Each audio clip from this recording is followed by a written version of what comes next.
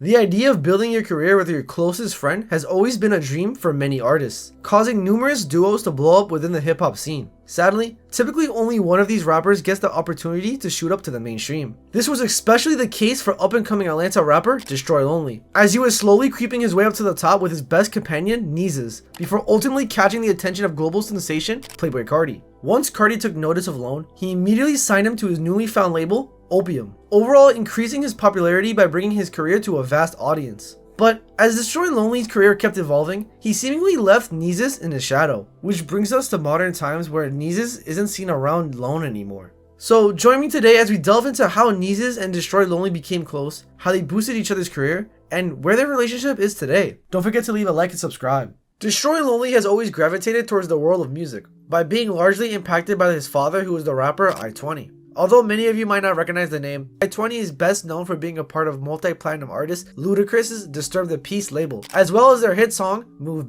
This relationship caused Lonely to consider Ludacris as an uncle, and opened the doors to how the rapper lifestyle is truly like. Due to this gateway, he would get inspired to create music of his own, which is why he would be seen freestyling when he was a kid. But before Lone started to prosper in his craft, he needed a sobriquet. And with his love for science, he'd instantly develop his first moniker, Slim AU. AU being the periodic symbol for gold, which best describes how he wanted his music to be at the utmost quality. However, that name wouldn't last long, since he would change it to Tundra Boy Lonely, which was quickly followed by another change to what we have today, Destroy Lonely, in which Lone explained why this ended up being his final name change in an interview. Felt like that was bad for me. What were you doing? Drugs.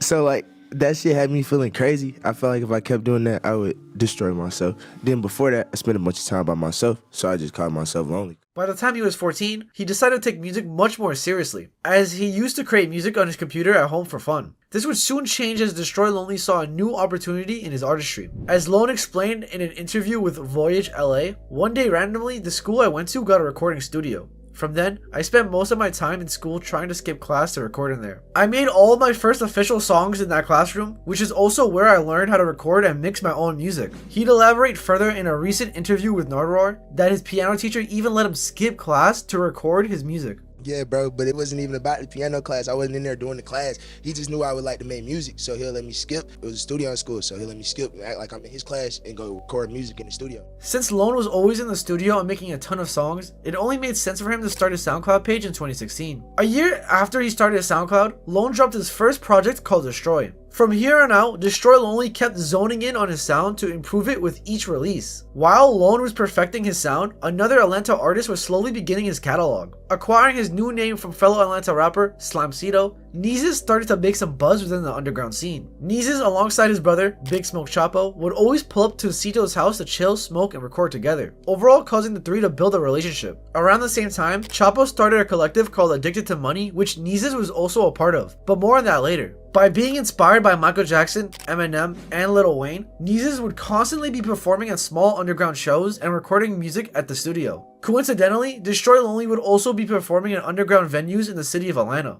They'd be performing. I'd be performing. This way back then, I'm like doing shows in the city, like real underground shit. Now, this is why it's not surprising that their paths would soon cross with each other, as one day Lone and Nezzus' mutual friend Mike invited both of them to a cookout at his house. At the cookout, Lone and Nezzus would meet each other for the first time and chill with everyone there. They would also meet a producer named Texaco Cam, who helped produce many of their earlier work. The next day, Nezzus would go to his new school since he recently moved into the neighborhood. Upon entering the school, he recognized Lone entering the same building. Due to this encounter, Nezzus would hit up Lone on Twitter saying how he recognized him. Then one day, Lone was skipping school to check on his side hustle of creating clothing. Upon arriving at the bus stop, he noticed that Nezzus was at the same stop as him. This then led to the two finding out that they live across the street from one another, which is why on that same day, he pulled up to Nezzus' house and found out that he had a home studio. At the time, Lone wanted to develop music but didn't have the right equipment, so in his head, he saw this as an opportunity to start his career as an artist, which prompted him to ask Nezzus to let him hop on the mic. Nezzus was surprised that Lone even raps in the first place and decided to let him use his home studio.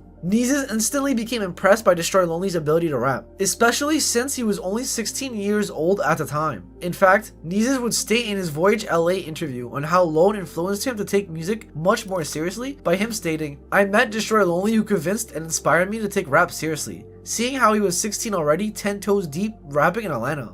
Following this moment, Lone would state that he ended up walking over to his house every single day to record and make music with Nezzus. So it wouldn't be so long until Nezzus and Lone would hop on the track together, which led to their first official collaboration called Bag Full of Boof to be released on October 18th, 2017. A music video for this track would drop 2 months later with it being shot by Shane the Shredder. After their first collaboration, they kept going back to the studio, ultimately leading to Lone appearing on Nezzus' tape Nezzus Bryce 2 The Red Messiah by him hopping on the track I Remember. Now, the bond between the two was already augmenting after these 2 official collab tracks. It was seemingly apparent that they had a strong relationship with each other whilst in the studio, thus having them create their first collab tape called Nezzus Destroyed, which was released on February 4th, 2018 and contained a feature from Little Candy Paint. Destroy Lonely would provide further details on how this project came about in his interview with Our Generation Now. And then one night, me and him did Adderall, made the whole tape in one night, put that shit up. Nezzus and Lone then got kicked out of their school due to them attempting to record a music video within the establishment.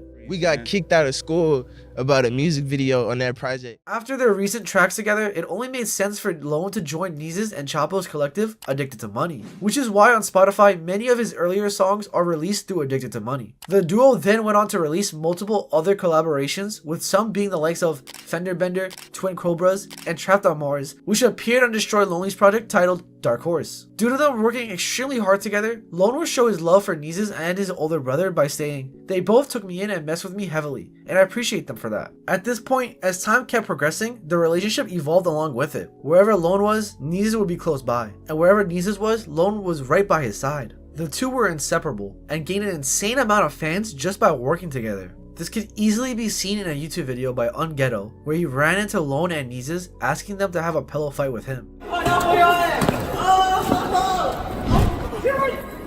Sadly, the end of Destroy Lonely's and Nezzus' duo was slowly on the horizon, thus having fans not being fully prepared to enter a new era without the two together. It all started in the year 2020, where Destroy Lonely has been seen putting in work towards his career, by him dropping notable tracks like Dream About Me, Undercover, Murder, and Please Don't Touch This Shit in the beginning of that year. During this time, Lone was still being seen around Nezzus, with the two even appearing on the track Water together. To further depict the relationship still being intact, Lone released an EP called Addicted to Money, which is clearly named after Nezzus and Chapo's collective. In hopes to escape the underground, Destroy Lonely kept grinding and growing his career through projects like Underworld and Lord. Lone was really starting to gain a wider audience, but he still kept true to himself and was still hanging around Nezzus. However, little did Destroy Lonely know that his life was about to change with his next tape, Broken Hearts. Broken Hearts were released on September 25th, 2020 and contained tracks that significantly boosted his career. Fun, Miley Cyrus, and Yeah I all received music videos and were extremely successful by hitting insane numbers. Due to the success, it was only obvious for Lone to drop the deluxe to this project called Broken Hearts 2 a month later. This deluxe would include the track Oh Yeah, which was a huge turning point for Lone's career. Since Lonely was prepping to drop a music video to accommodate the song, he would post a snippet to the video on his Instagram. To his surprise, Playboi A&R, Jay, also known as It's Opium Baby, would hit up Lone telling him that the track is hard. A few weeks would pass by, and Jay would hit up Lone again to inform him that Carti messes with his sound. Jay, he seen the video, the snippet on my page. He did me. He was like, "You hard," and I was like, "Appreciate that, gang." Like a few weeks later, he just hit me again, and he was like, "Carti, fuck with you." Which was followed by Jay calling Lone. Then Carti would take the phone from Jay so Carti could converse with the rising superstar. During this phone call, Carti would invite Destroy Lonely to the studio so he gets a grasp of his work ethic. I was sitting at the crib one day, and then I got a phone call, and it was his homie. And then he took the phone, and it was him. And then after that, he said he was coming to Atlanta and went to the studio. Once the two met up, they made 20 songs together and immediately clicked up, causing Carti to be interested in signing the young aspiring artist to his Opium label. From here on out, the two would develop a strong relationship with each other, which Lone best describes as a brotherhood. Interestingly, these two were always destined to have this connection with each other, since Lone can be seen recreating Carti's infamous rant when he was younger. Look, niggas get mad at me, they could say I changed because I thought they was on the same shit I was doing, but they not. Now, as Lone kept being seen with Playboi Carti in various photos as well as in music videos, fans were quick to notice that Nezzus was seemingly being left in the dust. It wouldn't make it any better when Lone started to collab with his label mate, Ken Carson, more frequently compared to Nezzus. After all, the two were very close friends that helped build each other's career, so why aren't they seen or making music with each other as often anymore? Well, ending in 2021, and Nezzus would drop what ended up being the last official track featuring the two, titled Trump Mode. revealing the end of a popular duo that fans loved. As Destroy Lonely kept progressing within his career in 2022, he still kept showing love towards Nezzus by commenting and liking his posts on Instagram. Nezzus would also give Lone his flowers by praising his mixtape, No Stylist. Even though they still held some sort of contact with each other, they still wouldn't be seen together. Well, the reality is that Lonely simply didn't have enough time to link up with his best friend. Looking at things from Lone's perspective, he just recently signed to one of his biggest inspirations, joining Ken Carson, Rico Nasty, and Playboi Carti on the King Vamp Narcissist tour, and developing his debut mixtape, No Stylist. Lone had to put his full focus on his career rather than on his longtime friend. Not only that, Destroy Lonely would eventually headline his own tour, causing a tremendous discrepancy from talking and hanging out with Nezzus. Nonetheless, this isn't an excuse since Lone brought Texaco Cam and Clayco up with him when joining the Opium label, both being names of producers who created beats for Nezzus and Lone during the upbringing. This caused fans to seemingly antagonize the situation since they believed that Destroy Lonely was starting to have beef with Nezzus, since it appeared as if Lone used Nezzus to jumpstart his career and take his producers. Fans would start off by providing Nezzus with tons of hate for not reaching a mainstream level like Lone, by people taunting him on how he wasn't the one to get noticed by Carti to join Opium. Nezzus would angrily respond to this declaration on his alternate Instagram account by posting on his story explaining, "Dudes be like, haha, you're not Opium! You're not Opium either, wake up buddy." Thus showing through this response that the hate he was receiving was getting to his head. It wouldn't get any better from here though, because sometime in 2023, Nezzus would have another rant regarding the situation. He'd take to Twitter saying, "Y'all want me in the shadow of this one dude who ain't seen or spoke to me in 3 years. My past as a person built me up to be here. It has nothing to do with a single individual. I'm a real fucking person, not just some guy's old friend from back then. Get out of here." Ultimately publicizing how Lone fully left Nezzus behind in his shadow. When pinpointing this in time, it truly depicts how the two went on separate paths in life. While Lone was reaching new heights and gaining bigger and bigger opportunities, Nezzus was still grinding whilst in the underground. Although one could argue that Lone was fake towards Nezzus for leaving him behind and using him, he plainly had to pull similar moves to his label owner to increase his career. Luckily, unlike most narratives within the hip hop scene, this one ends with a happy ending. This is because it seems like Destroy Lonely and Nezzus has settled the differences behind closed doors. In fact, they are still cool to this day and still consider each other as brothers, by Destroy Lonely only having his tagged post with the rapper up on his Instagram page. Lone would even shout him out when asked about his relationship with Nezzus in a recent interview. Nezzus, a punk rapper, into punk. He going, that's my brother. He going crazy for sure.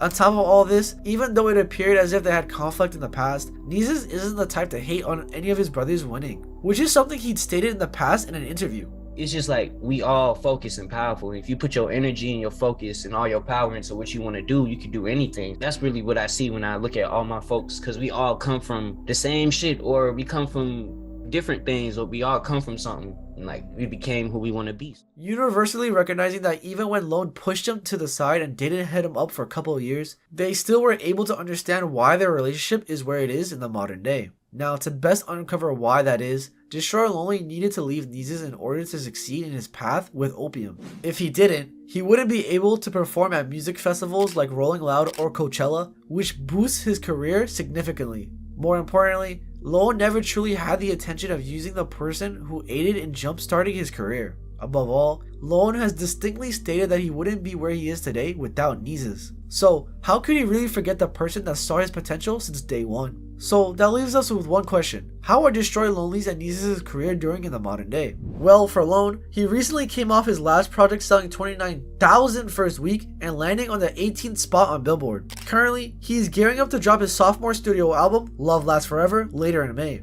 While for Nezzus, he stuck true to his passion by releasing consistent singles and projects throughout the last couple of years. All not doing the best numbers, but instead depicts his constant work ethic along with his sound evolving. Nezzus also streams on Twitch and YouTube occasionally, where he's seen playing video games and chilling with his fans. Although he isn't as big as he would be if he still made music with Destroy Lonely, Lone could never forget the roots of his career. I really love that project because it's just like it's like it's a starting point. It's man. a starting point. It's a step in time. Like yeah. I really love that shit so much. If there's anything you should take away from this video, is that as an artist, never forget the ones who were there for you from the very beginning.